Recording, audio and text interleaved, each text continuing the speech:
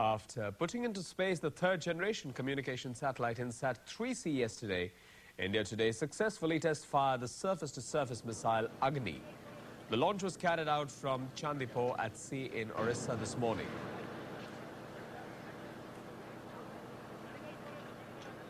Six, 5, 4, 3, 2, 1, now.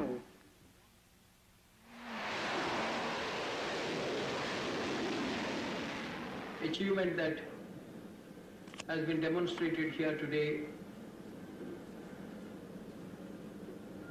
makes the nation proud of you, proud of your capabilities, proud of your dedication. On behalf of the government, I want to say thank you to all of you. Let's take a quick look at the launch of Agni missiles till date. In May 1989, the first test flight of Agni missile was conducted. The Agni launch in May 1992 was partially successful. In February 1994, Agni-1 was launched.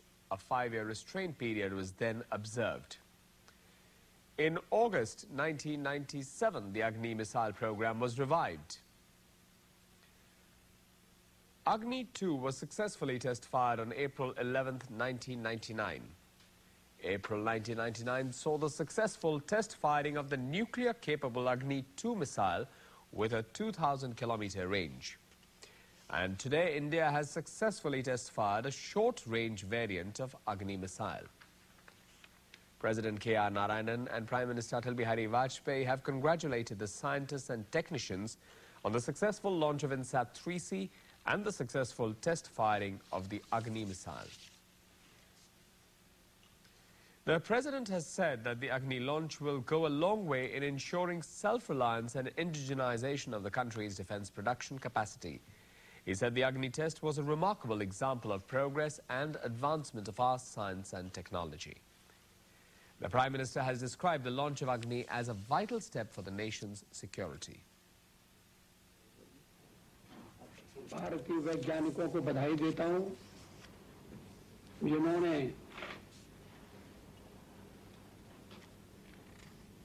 सफलतापूर्वक INSAT 3 का परीक्षण किया है, उसकी स्थापना की है। ये एक बड़ा कदम है और हमारे वैज्ञानिक विकास की पुष्टि करता है।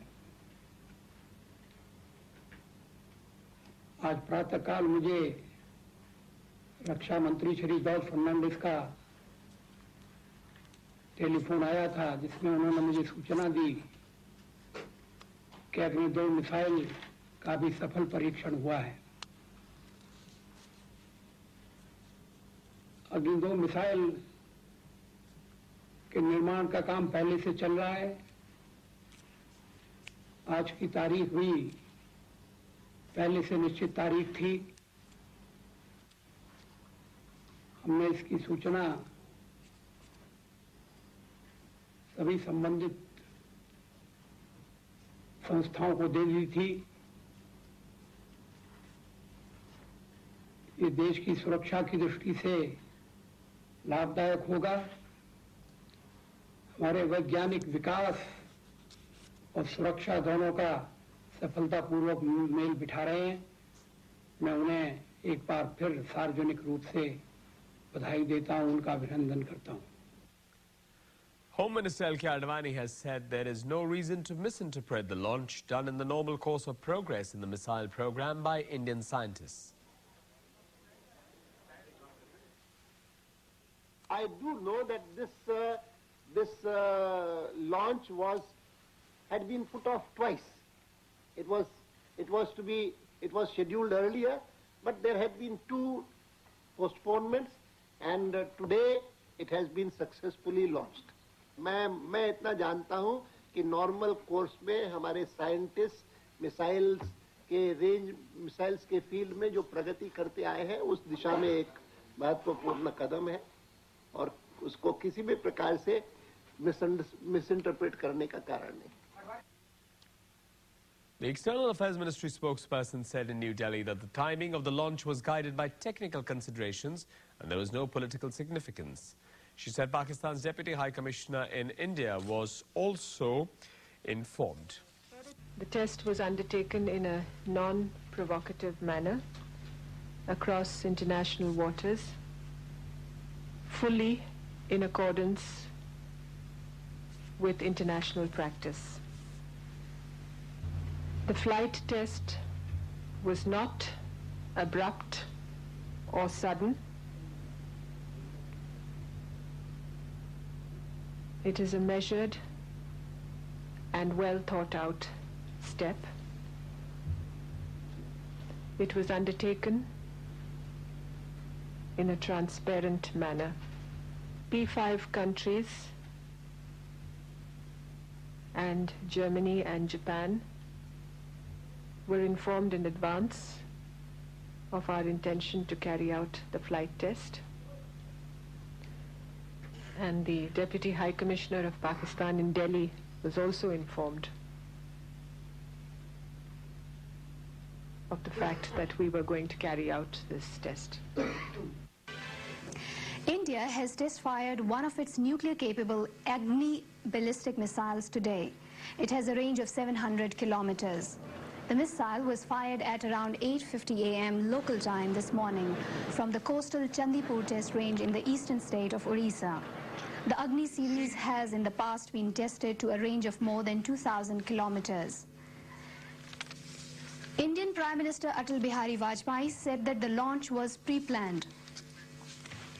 Junior External Affairs Minister Omar Abdullah denied that New Delhi was sending any signal to the world community by testing the missile.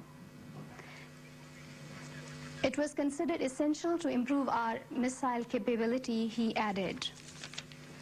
In a sharp reaction, Pakistan has termed the test as prejudicial to the pursuit of stability in the region, especially during the current situation. A spokesman of the Foreign Office said in Islamabad that the test comes at a time when the Indian forces are already amassed along our borders.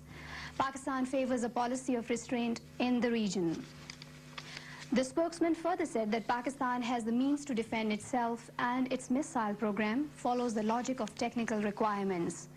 We test when it is technically required in the process of development and validation of our missile capabilities. He hoped that the international community will take note of Indian test of Agni missile. Britain also regretted India's decision to test a nuclear-capable missile, saying the move sends the wrong signals within the region and beyond at a time of political tension. President and Chief Executive General Pervez Musharraf has said that peace in the greater interest of Pakistan and India should prevail.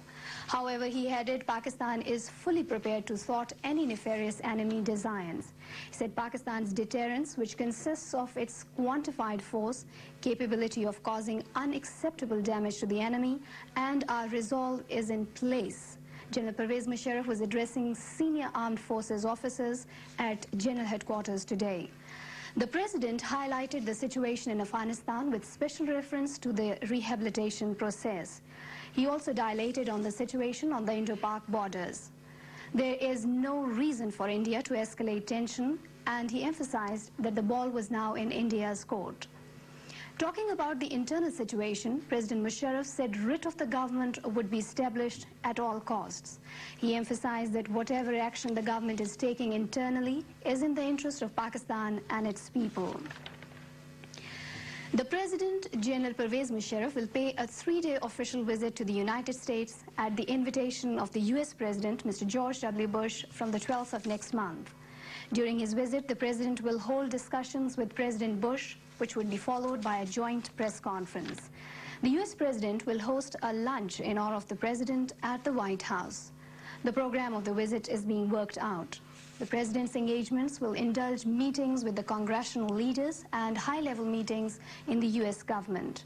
The White House announcement says it would be a working visit and called Pakistan a steadfast partner, which had provided excellent cooperation in the war against terrorism. The announcement says that the US President looks forward to discussing with President Musharraf a number of issues, including regional security, economic and educational cooperation, and the upcoming elections in Pakistan. Foreign Minister Abdul Sattar and the Canadian Deputy Prime Minister John Manley had a meeting in Islamabad today. It was their second meeting this week after Manley's return from New Delhi. Pakistan's Foreign Minister appreciated Canadian Deputy Prime Minister's assessment of the situation on the basis of his extensive contacts and conversations with Indian leaders. Mr. Manley said he left the Indian capital with the hope that tension will reduce on the borders between Pakistan and India with the efforts of their friendly countries and dialogue between the two countries. Pakistan's Special Envoy Abbas Sarfaraz Khan and Dr. Mohammad Tahir al-Qadri met Egyptian Prime Minister Dr. Atif Abid in Cairo. They handed over a letter from the President Pervez Musharraf for Egyptian President Hosni Mubarak. The Special Envoys also briefed Dr. Atif about the prevailing tension between India and Pakistan and the initiatives taken by Pakistan to defuse the situation. The Egyptian Prime Minister lauded the steps taken by Pakistan and hoped that Pakistan and India would settle their outstanding issues by peaceful means.